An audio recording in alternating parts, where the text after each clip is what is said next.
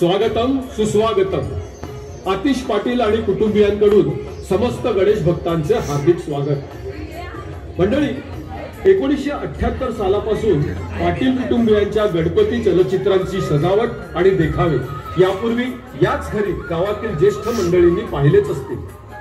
तीच चलचित्र देखाव्यांची परंपरा आता पुन्हा नव्याने चालू ठेवत आहोत। मित्रांनो, जगातील सर्वात उंच महाशिखरे असलेला आणि आपल्या पुराणात महादेवाचे स्थान असलेला हिमालय पर्वत आपल्या सर्वांना माहीतच आहे। पण या जगप्रसिद्ध हिमालय पर्वताची निर्मिती कशी झाली माहिती आहे? तर या वर्षीच्या चलचित्र देखाव्याच्या माध्यमातून जाणून घेऊया हिमालय पर्वताची निर्मिती कशी झाली।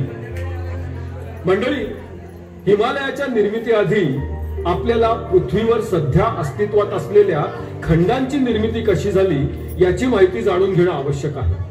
अल्फ्रेड वेगेनर नावाचा एक जर्मन भूगर्भ शास्त्रज्ञ होता। त्याच्या भूखंड वहनाच्या सिद्धांतानुसार साधारण 2250 करोड वर्षांपूर्वी पृथ्वीवर खंडच नव्हते।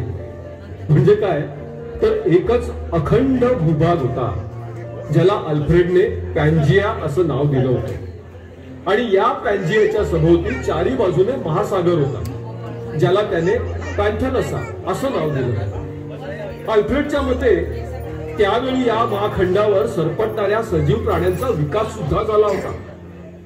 मंडळी, भूगर्भातील प्रचंड हालचालींमुळे साधारण 20 करोड वर्षांपूर्वी अखंड जमिनीचा तुकडा पॅन्जिया 2 भागांमध्ये विभागला गेला। त्यातील उत्तरेकडील भागाला अल्फ्रेडने लॉरेशिया आणि दक्षिणेकडील भागाला गोंडवाना लँड अशी नावं दिली। आणि या भूखंडांच्या विभाजनामुळे मध्ये जो महासागर निर्माण झाला तो म्हणजे तेथिस समुद्र।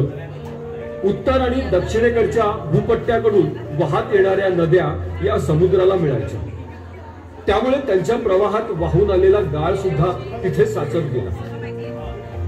मित्रांनो, पृथ्वीच्या गर्भातील भूपट्ट, ज्यांना इंग्लिशमध्ये प्लेट्स किंवा टेक्टॉनिक प्लेट्स असं म्हटलं जातं, त्या सतत सरकत असतात।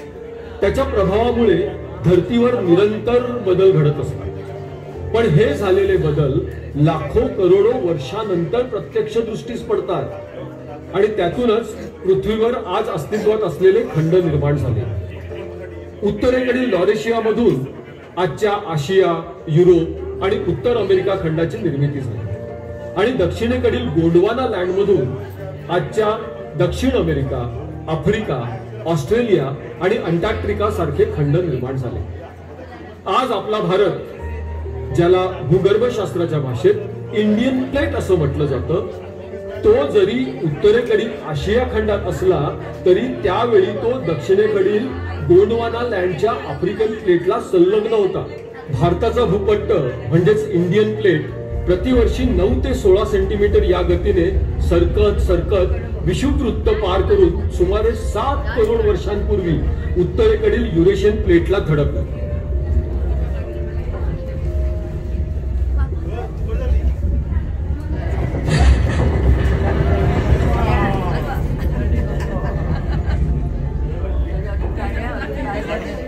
मित्रांनो, जेव्हा भूगर्भात 2 प्लेट्स एकमेकांना घासल्या जातात तेव्हा कंपन निर्माण होऊन भूकंप होतो आणि जेव्हा 2 प्लेट्सची टक्कर होते तेव्हा जड प्लेट खाली राहते आणि हलका भूपट्ट वर उचलला जातो। तेव्हाही नेमकं असंच झालं।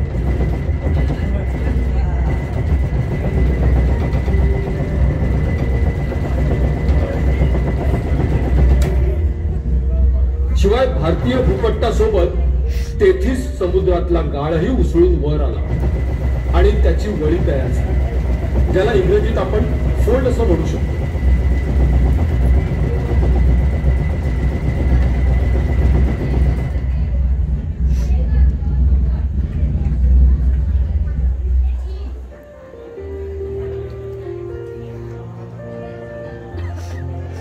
तर मंडळी, आता इंडियन प्लेट युरेशियन प्लेटला कशी धडकली ते पाहूया।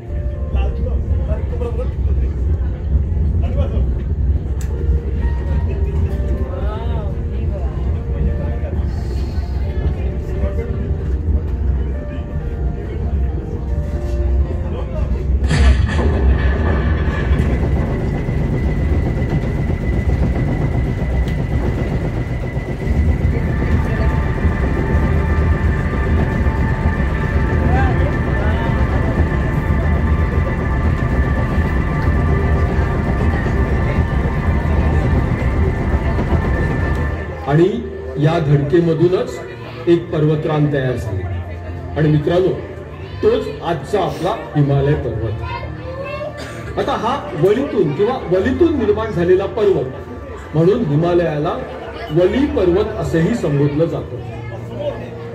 आज अजूनही इंडियन प्लेट युरेशियन प्लेटला टक्कर देतच आहे आणि त्यामुळे दरवर्षी हिमालय पर्वताची उंची 5 मिलीमीटर ते 7 मिलीमीटरने वाढत आहे मित्रांनो।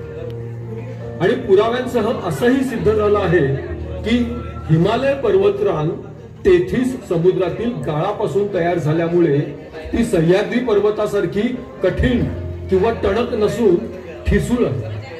शिवाय त्यात उगम पावणाऱ्या गंगा आणि यमुना या नद्याही आपल्यासोबत तोच गाळ वाहत आणून आपल्या खोऱ्यातील प्रदेश सुपीक करतात।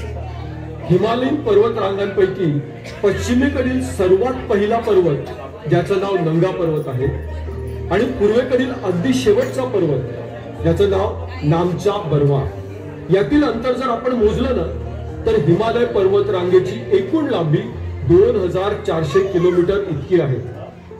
हिमालयाचा सुरुवातीचा म्हणजे पश्चिमेकडील भाग 400 किलोमीटर रुंद आहे आणि जसजसं आपण पूर्वेकडे जाऊ तसा तो निमुळता होत जाऊन नामच्या बरवा पर्वताकडील रुंदी 150 किलोमीटर आहे।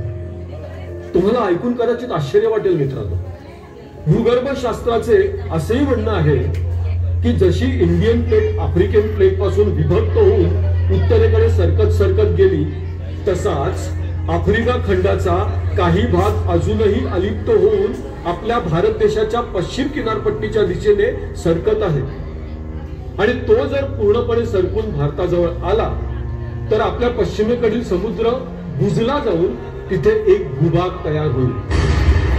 मंडळी, माणूस कितीही बुद्धिवान असला आणि कितीही प्रगती केली तरी निसर्गातील शक्तीपुढे तो शून्यच आहे। म्हणूनच आपल्या हिंदू धर्मात पंचमहाभूतांना देवाचं स्थान दिलेलं आहे। आणि देव म्हणजे काय? तर देव म्हणजे महाशक्ती।